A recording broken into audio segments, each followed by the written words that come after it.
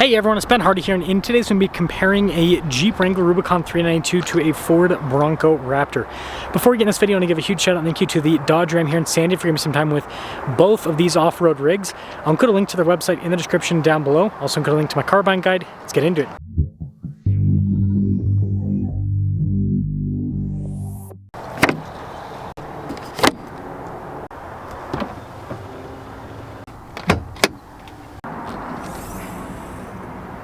Powering the Wrangler is a 6.4 liter Hemi V8 that goes through an 8-speed automatic transmission. It puts out 470 horsepower and then 470 pound-feet of torque. Powering the Bronco is a turbo 3 liter V6 that goes through a 10-speed. It puts out 418 horsepower and then 442 pound-feet of torque. You can get a performance tune for the Bronco to increase those outputs though.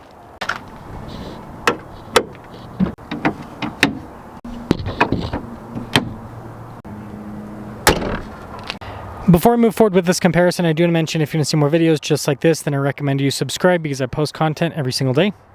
Now when it comes to off-road kit, both of these actually have quite a bit from the factory. They both have upgraded steel bumpers, as you can see, plenty of skid plate protection underneath as well, and the Jeep even has a winch integrated from the factory, and it's got this cool hydro guide for water, which is definitely a nice feature to have.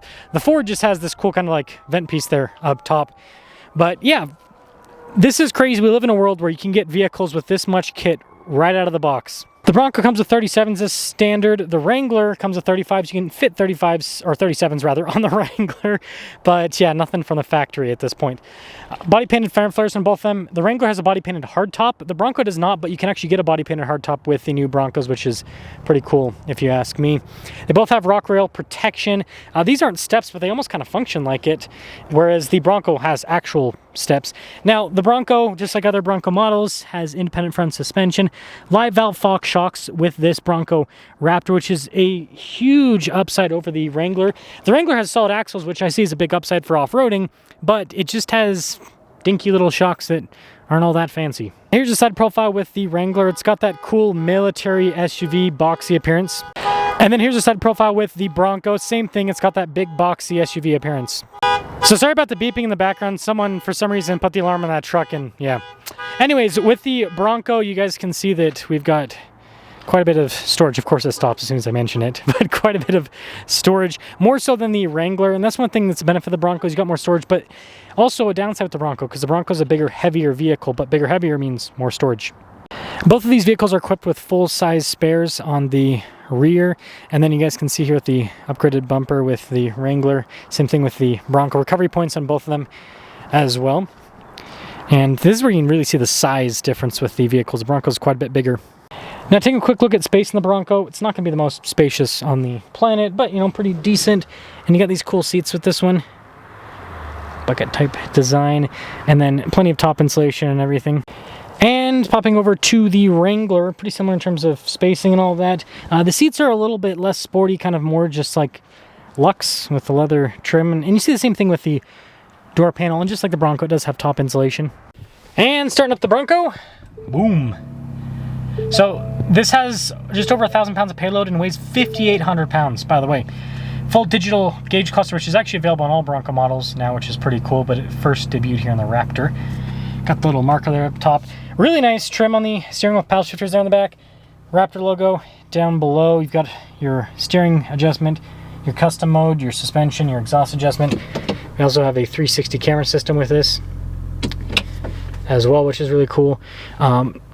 Quick response time with this whole setup here for the screen, which is really nice. And then down below, you guys can see we've got dual zone climate, heated seats, heated steering wheel. We of course have a bunch of different drive modes for off-road and on-road use, including a Baja mode. This can do some high-speed off-roading. Not the most stable vehicle, I know that from personal experience, but it can do it. You also have an advanced four-wheel drive system as well.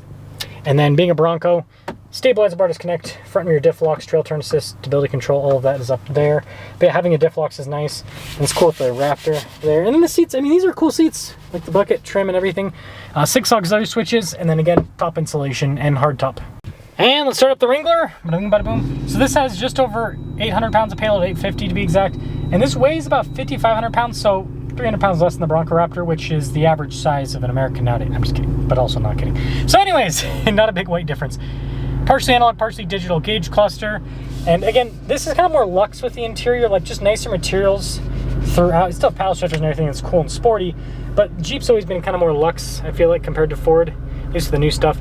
You don't have a 360 camera, but you do have a front rear cam system, and the infotainment system itself is pretty easy to use, just like the Fords. Still have dual zone climate, still have heated seats. This has an active exhaust, and yes, this sounds a lot better being a V8 compared to the dinky little 6-cylinder turbo on the other thing. Have auxiliary switches, just like the Bronco down below this little media thing. 4 of them, so 2 less than the Bronco. Still have lockers, front and rear, sway bar disconnects. Has Off-Road Plus, which is Jeep's off-road drive mode. You've got your little 4-wheel drive select there. Shifter here for the transmission. It's got that cool 392 logo on it. And again, just the trim in here, just go into a Jeep, go into a Ford, and you'll know what I'm talking about. The Jeep just feels kind of more premium overall. And then, like I said, hard top insulation, all that. Now, when it comes to pricing, both of these loaded up are actually right around $100,000. Now, with that being said, the market for the most part doesn't value these cars at that much. What you see is discounts with both of them from dealerships, and I think it just goes to show that people love off-roaders and they love really capable off-roaders, but up to a certain price point. And I think that's something that Jeep and Ford should definitely take into account, that people want this stuff, but it's also got to make sense. Anyways, let's take them out and see how they perform. Hell yeah, having that power adjustable seat means that the Wrangler is now the most luxe vehicle on the planet. Now, one thing I'll complain about both the Wrangler and the Bronco, and the reason I'm complaining about this is because, well, I'm now a snob with the Toyota. I have a Land Cruiser, a couple of them actually right now. Yeah, go figure. And you can have the seat back in those pretty far. This, in the Bronco, it shoves you so close, and so you can't really like ever stretch out your legs. It's something that I find really annoying. It's like the headspace is great, but legs, let me scoot the seat back a little, just a little bit more. I don't need the back passengers to have any room. We got no legs sitting in the back. Okay, let's turn this down. We're in that transition time where it's starting to get to spring. You guys know what I'm talking about. Starting to get to spring, but not quite spring, and so then it's like warm some days, cold other days, and it's like, how do I dress? How much clothing do I put onto my body?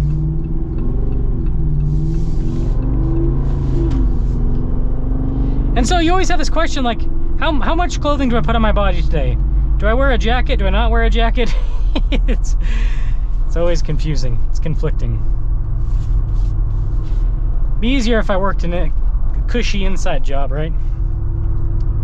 Not saying my job's hard though. It's not that bad. I like how the new Jeeps drive. I think that a lot of people talk a lot of crap on Jeep and they haven't driven a Wrangler in years. Like, if you haven't driven the new JL generation, go and drive one. And more specifically, go drive like a brand new one, because for being a solid axle vehicle and being a convertible, it's decently insulated, and it actually like turns pretty well. Like, it's pretty easy to control. Like the new ones, they've got that new rear axle set up, and it handles pretty darn well for what it is. It's not bad at all. And of course, it sounds fantastic. Got that aggressive V8 rumble, which I really appreciate. And of course, not only does it sound good, but I mean, this thing, it accelerates. And here's the thing is, even if this was slow, I wouldn't care because it sounds cool. But it's cool that it's also fast. It's like a double win. Double, I was gonna say double whammy, but then I tried to say win, and then I got a double whim. Whatever whim. Anyways, the Wrangler's really cool. It's got a great engine. Get one while you can, right? But let's go see how this compares to the Bronco that has fancy suspension, because although I just said that the axle setup and the steering on this is really good, Jeep still cannot handle high-speed off-roading from the factory. Like, they can kind of do it, they can kind of squeak by, but they're really, really, in my experience, uncontrollable. Like my 392, I had to drive so slow on a lot of trails because it just goes all over the place with the suspension. And so it's like, yeah, you can technically go fast, but you also might end up in a ditch. So anyways, let's pop in the Bronco. Bronco Raptor. You know, I owned both of these at one point, and they're both really cool vehicles. I kept the Wrangler for a lot longer than the Bronco. The Wrangler I had for 2.5 years. The Bronco I had for like 6 months, basically. And if you're wondering why I sold the Bronco so quick, I've said this before, I'll say it again if you haven't seen it in other reviews. I was extremely disappointed with this at high speeds off-road. So like the low speed off-roading and the middle speed off-roading, the Bronco Raptor is phenomenal. But at higher speeds, it is so unstable that it felt unsafe. Like my wife is not a car person, and I'll take her in cars and everything, and she's just straight to the point. And we took the Bronco Raptor off-road, and the first time we were kind of on like a middle speed trail, and she's like, this is really good. She's like, I actually really like this. And I was surprised because she's not a Ford person at all. And then we go on a higher speed trail another time, and she's like, this thing sucks, I hate it. And it wasn't like, let's get rid of it, but it was so, it's just, if you ever have a chance, just do it. It can do the high speed stuff. It's just incredibly unstable. But the weird thing is, on road, it feels great because it's like a little sports truck thing. The steering is way more direct than the Jeep. Like, this actually handles well. Again, like, it feels like a sports car in a lot of ways. And the engine's got good low-end torque. You can get a tune for this to increase the power. So you could actually hypothetically make this thing faster than the Jeep. But again, like I said, I don't care about the speed of the Jeep because it sounds cool. And this sounds not horrible, but it's still a V6 turbo fart can, you know? You know what I mean? So which one should you go for? After, you know, owning both of them, one for 6 months and one for 2.5 years, I obviously do lean towards the Jeep. I think that it's a bit more of an exciting vehicle. It's a bit more of an experience, but I cannot deny the capability of the Bronco Raptor. This is extremely capable. And the one thing is, over longer distances off-road, the Bronco Raptor is definitely a much more usable vehicle. But how much off-roading you're gonna be doing, and also those longer distances are only possible if you have a big trail. This thing is so wide, it, like any of these trails up in the mountains, doesn't fit. It only fits out in the desert. So that is something else to consider. Let me know if you would go with the Bronco Raptor or the Wrangler 392. I still kind of lean towards the Wrangler 392, but I still really respect the capability of the Bronco Raptor. I just think that Ford needs to go in and retune things to make it a little bit more stable.